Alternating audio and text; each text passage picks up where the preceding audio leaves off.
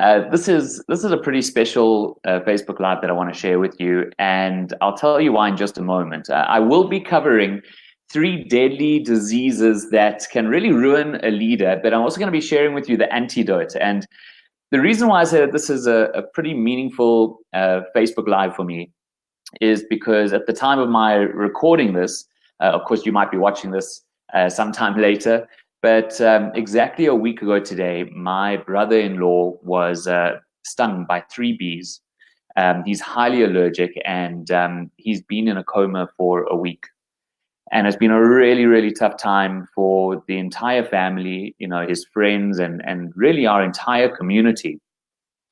And I've been at the hospital literally every single day for the last week, which has given me a lot of time to reflect about life, about myself, and I just wanted to share with you what I've been inspired to share. So really, this lesson, everything I'm about to share with you, while it will obviously have business application, because that's, I know my audience, you're all in business, and it really has a life application as well. And I'd just like to dedicate this lesson to my brother-in-law, Sean, and wishing him an absolute speedy recovery.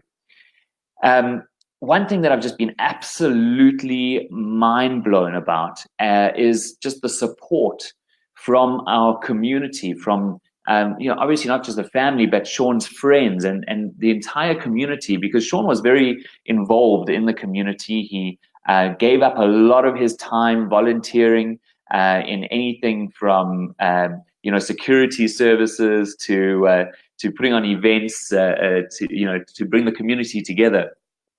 And it's just been mind-blowing for me to see how many people, if I tell you that every single day there have been hordes of people coming in, bringing food, spending time with my sister and the entire family, and it's just been absolutely, I think I've said that now 3 times, it's been absolutely mind-blowing. But this is, has really made me look around at all the people and just realize how much of an influence that, Sean had on everyone. And I started to think about my own life, and maybe you can do this for yourself as well. But I started to look around, and my entire family is there, and I just started thinking how grateful I am for everyone who was in the room. There were even people there who I just met through Sean every once in a while, friends of his or friends of friends or people through the community. And even those people I started feeling grateful for, because each and every person who we meet has poured something into our life, or they've just touched us in some way. I like to think of it almost like imagine that you are a painting, right? Or that your life is like a painting. And there's different things that go into a painting. First it starts off with the canvas. That would be you, that would be me. And then it goes on to drawing the main kind of outlines of who you are. And perhaps your parents helped to draw that. And then every single person who you engage with, every single person you interact with, whether it be your family, your friends, the people in your team who you work with, your customers, your colleagues, whoever it may be, these are all people who add color to your painting. They're also drawing, certain strokes, certain shapes. They're adding certain colors. And so your entire life, the painting, the picture of your life is definitely influenced by everyone around. We are the sum of all the people who have poured something into us, right? And who have touched us in some way. If I had to write a list of all the people who I'm grateful for, it would be so long. I would never be able. It would take me years to read it out, from my parents and my family and my friends and absolutely everybody. But here's something that I wanted to share with you. In my work around the world, working with leaders in business, what I found is that the most successful leaders, the most respected leaders, the ones that really are making an impact and making a difference, just like you want to do through your business, those leaders have been people who have practiced gratitude for the people around them. Obviously, talking about practicing gratefulness for the people in their team. So I want to bring this into a business message here for you, because I remember once John Maxwell was talking about these 3 deadly diseases that can absolutely ruin a leader. And those 3 diseases are pride, that's the first one. The second one is isolation. And the third one is selfishness. So just to illustrate how easily one can fall into getting these diseases, so to speak, let me give you an example. Let's say that you're in a business, in a company, and you actually experience some form of success. It's very easy to start getting an inflated sense of self-importance. We feel that just our name alone graces the company, right? And when that starts to happen, we actually forget all the different people, the many hands that contributed to our success. And when this starts to happen, we get a sense of arrogance, but often becomes a blind spot. We don't even realize that we get the small sense of arrogance that starts to snowball. Over time, it starts to grow and grow and grow and fester, and slowly but surely, this arrogance starts to drive us away from people. In fact, creating that driving force away from people actually blinds us to their needs. We're no longer with the people, among the people. We're no longer thinking of the people. And so this isolation is a perfect breeding ground for selfishness. Without even realizing it, that selfishness starts to impact all of our decisions and ultimately all of our relationships and then our results with people, because we know that the most effective leaders are the ones who are able to practice what I call transformational influence with their people. But it's very difficult to have transformational influence or to effectively lead people if you've got this space, this divide between you, and if your decisions are impacted by that sense of selfishness. So this is really where gratitude comes into it, because gratitude counteracts all of these forces. We're reminded of our dependence on other people. We're reminded that if it's not for them, we wouldn't actually be where we are. We wouldn't be able to achieve what we want to achieve. And with that reminder of our dependence on other people, that helps us to remember to serve the people who we're leading. So it all comes down to creating transformational influence through servant leadership.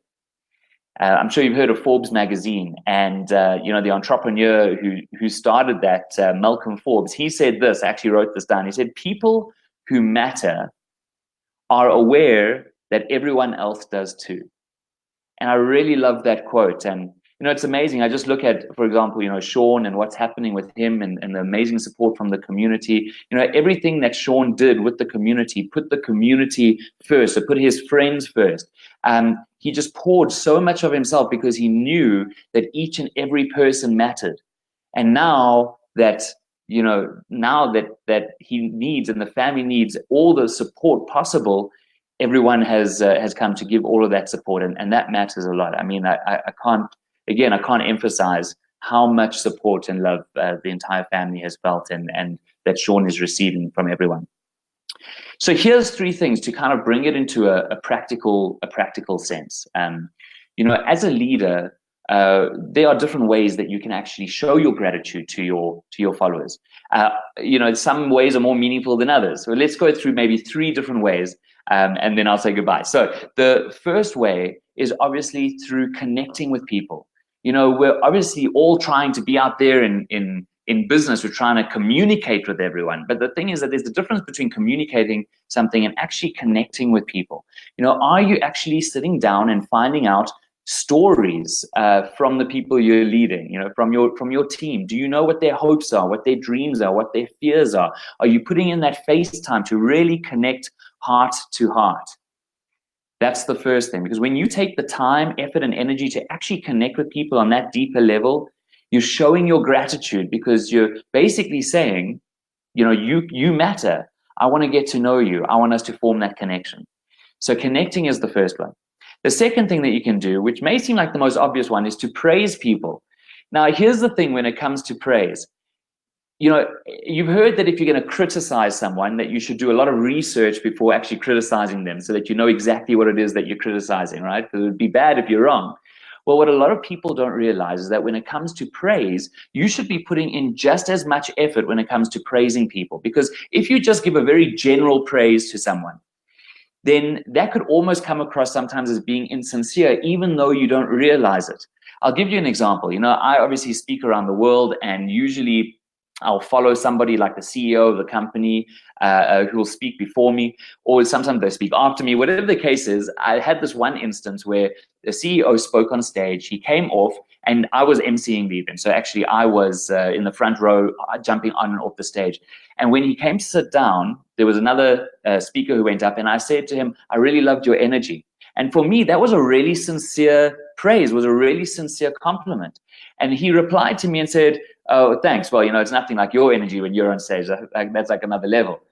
And in that moment, I realized that my compliment hadn't come across as being sincere. And yes, you could say that maybe he was insecure about his, so he wouldn't receive the compliment. But here's the thing: I wasn't specific enough. So he may have thought that me getting up on stage and having this huge energy, now telling him that I liked his energy, could have been maybe a little bit condescending and insincere. What I should have said to him was, you know what, I really love your energy. The way that you get up there and, in all the right times, you're holding eye contact with people. We can really feel your sincerity. We can feel your energy, that you really love this company. And I respect that. I really felt that when I was listening to you talk. Now, had I given that kind of detail and that kind of thought to it, then you can feel how much more sincere that praise is and how much more effective it is. So if you want to connect with people, start thinking about how you give that praise.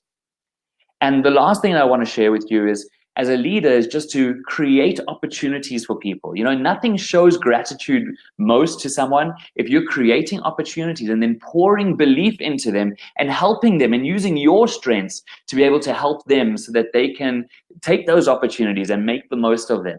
And when you grow other people, then you find that you have the most transformational influence with them and the highest form of leadership.